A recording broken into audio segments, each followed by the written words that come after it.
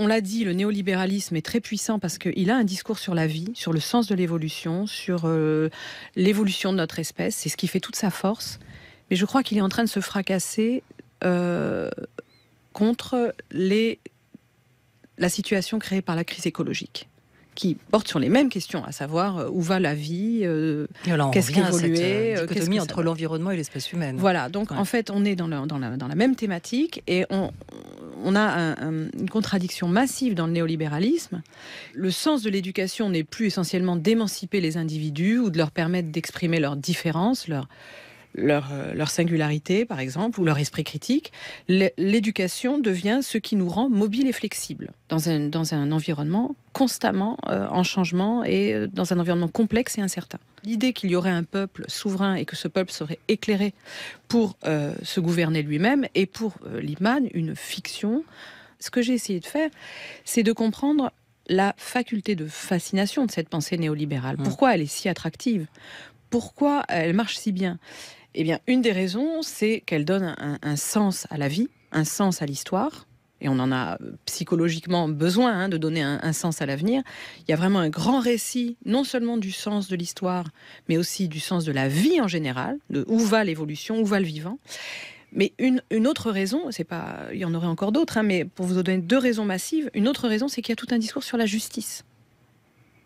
Lequel ? Celui-là. C'est-à-dire rendre possible une compétition juste dans laquelle ce sont les meilleurs qui gagnent. Donc ça aussi, ça a un pouvoir d'attraction très fort. Oui, ça nous éclaire par exemple sur cette question de l'égalité des chances telle qu'elle est aujourd'hui vulgarisée dans le secteur ou en matière d'éducation. Une chose dont on n'a pas suffisamment conscience, c'est qu'il y a une version néolibérale de l'égalité des chances. L'égalité des chances est une notion très complexe et ambivalente. Elle a plein d'interprétations différentes et concurrentes, et l'égalité des chances est également investie par les néolibéraux. Alors quels sont les dérivés lexicaux à s'adapter Bien sûr, alors on a l'évolution, il faut évoluer. Il faut s'adapter, on a la compétition, on a la sélection, on a l'idée qu'il faut être parmi les plus aptes. Donc voilà, on retrouve vraiment... La flexibilité, la mobilité aussi. On retrouve tout ce champ lexical complet. Il fallait donc faire la généalogie de cet arsenal. La pensée dominante dont nous parlons depuis tout à l'heure n'est pas à proprement parler du darwinisme social dans ce sens-là. Au contraire, l'État a un rôle fondamental à jouer. Et ce rôle s'explique par le fait que pour les nouveaux libéraux, qui donc vont émerger à la suite de la crise de 29, pour les nouveaux libéraux, précisément, on ne peut plus faire confiance aux mécanismes naturels. Les choses ne se font pas toutes seules.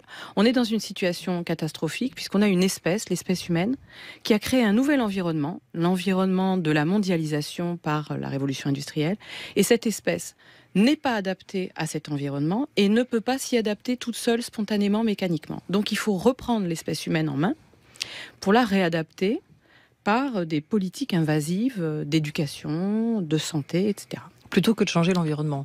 Voilà, il faut transformer l'espèce humaine pour la réadapter, la rendre flexible, la rendre capable de mobilité, parce qu'elle est enfermée dans des stases, dans des clôtures qui la rendent inapte, du fait de l'histoire de notre espèce, au nouvel environnement mondialisé qu'elle a créé. Puisque cette espèce, la nôtre, constitue à l'époque de la mondialisation, à l'époque de la révolution industrielle, tout un ensemble de masses. C'est en ces termes qu'il parle. Il reprend le concept de masse qui a déjà été largement investi au XIXe siècle. Et cette masse, qui la caractérise parmi tant d'autres déterminations, c'est ce qu'il appelle la stéréotypie. Ça signifie quoi ? Ça signifie que les masses sont toujours en retard sur ce qui arrive. Elles sont figées. Elles ont une compréhension toujours tardive des événements. Elles comprennent les choses toujours trop tard. Donc le fait que les masses ne soient pas spontanément éclairées remet en cause la théorie classique de la démocratie comme souveraineté populaire, l'idée qu'il y aurait un peuple souverain et que ce peuple serait éclairé pour se gouverner lui-même est pour Lippmann une fiction rationaliste qui ne tient pas debout et qui ne tient pas compte de la réalité de la nature de notre espèce et de la nature des populations qui composent nos démocraties. Alors déjà, il compte beaucoup sur les sciences humaines et sociales, sur l'aide des sciences humaines et sociales pour réadapter les masses aux exigences du nouvel environnement industrialisé. Par exemple, la discipline reine, c'est la psychologie, qui va donner des compétences en termes de flexibilité, en termes de mobilité. ce qui donne son nouveau contenu à l'éducation. L'éducation change totalement de sens par rapport au projet des Lumières. Le sens de l'éducation n'est plus essentiellement d'émanciper les individus ou de leur permettre d'exprimer leurs différences, leur singularité, par exemple, ou leur esprit critique. L'éducation devient ce qui nous rend mobiles et flexibles dans un environnement constamment en changement et dans un environnement complexe et incertain. On retrouve aujourd'hui ce type d'analyse dans des textes parfaitement officiels. Les textes européens sur l'éducation décrivent l'éducation en ces termes. L'idée générale, c'est que le cap est déjà fixé, définitivement. C'est-à-dire, vous me demandiez à quoi faut-il s'adapter. Très clairement, pour le néolibéralisme, il faut s'adapter à un environnement qui est absolutisé, qui est l'environnement de la mondialisation en accélération constante dans ses flux, etc., dans sa mobilité. Sans clôture, avec une ouverture totale. Sur lequel on n'a pas la main. Bon, voilà. Et cet environnement est absolutisé par les néolibéraux, ce qui trahit d'ailleurs au passage totalement Darwin, pour qui chaque organisme, chaque espèce doit s'adapter à un environnement local distinct. Ici, on a un seul environnement qui est absolutisé. Cet impératif, c'est véritablement un impératif catégorique, il n'est pas discutable. Donc à partir de là, ça donne une conception de la démocratie un peu particulière, où les directions prises par les peuples ne sont pas à discuter. Elles sont décrétées d'en haut, elles ne sont pas discutables. Quelle est du coup la tâche de la démocratie? C'est que les leaders, assistés des experts, et notamment des experts en communication, en psychologie et en toutes les sciences que vous voulez, fassent la pédagogie des réformes. C'est l'unique tâche, pour recueillir, fabriquer le consentement des masses. Donc on est quand même dans cette conception dominante de la démocratie, qui là aussi arrive à ses limites, puisqu'on a une rébellion des populations qui peut tout à fait se comprendre, qui est parfaitement légitime. Jusqu'à quel point ces démocraties sont vraiment démocratiques, quand on n'a pas le droit de discuter le cap. Et vous l'entendez en permanence de la part des dirigeants, mais c'est pas spécifique à la France, et c'est pas du tout un discours spécifique au gouvernement actuel. Vous l'entendez depuis toujours. Nous maintiendrons le cap, coûte que coûte. Nous n'avons pas le choix. Il en va de notre survie. Donc à partir de là, John Dewey, ce grand philosophe pragmatiste américain, sera bien fondé à dire « Oui, moi je suis d'accord pour repenser la politique à partir des questions darwiniennes d'évolution et d'adaptation. Excellent, très bien.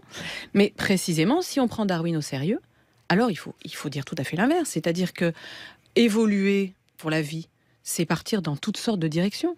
Ce que Darwin nous a appris, c'est que la vie n'allait pas dans un sens, qu'il n'y avait pas une dimension téléologique, qu'il fallait renoncer à ça. Il n'y a pas un sens de la vie.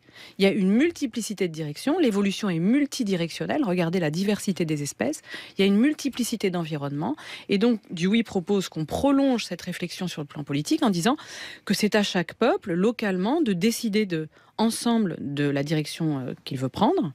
Et précisément, ça se discute dans des processus qu'il appelle de coéducation, où il n'y a pas les parents qui formeraient les enfants, mais on est dans des sociétés d'adultes, donc tout le monde se coéduque et se forme réciproquement en choisissant ensemble la direction qu'il veut prendre et qui est à chaque fois rediscutée, transformée. L'idée, c'est qu'en réalité, la vie est une série de bifurcations multiples et il faut supporter, il faut accepter qu'il n'y ait pas de sens de l'histoire. Il n'y a pas un sens transcendant.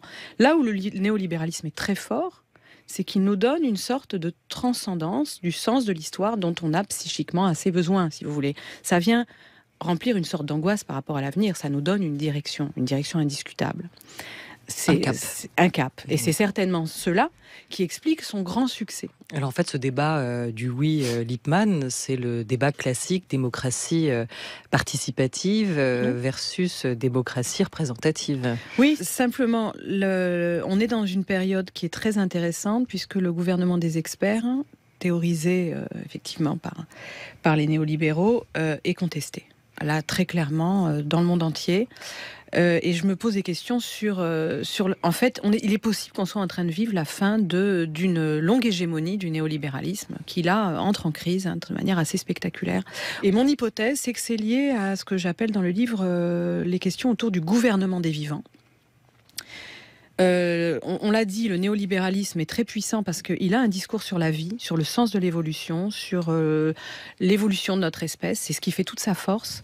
Mais je crois qu'il est en train de se fracasser contre la situation créée par la crise écologique, qui portent sur les mêmes questions, à savoir où va la vie, qu'est-ce qui évolue, cette dichotomie entre l'environnement et l'espèce humaine. Voilà, donc en fait, on est dans la même thématique et on a une contradiction massive dans le néolibéralisme qui aujourd'hui nous dit à la fois que nous devons aller vers toujours plus de mondialisation. Ça veut dire très concrètement, pour parler très concrètement, qu'il va falloir par exemple que les échanges de marchandises explosent.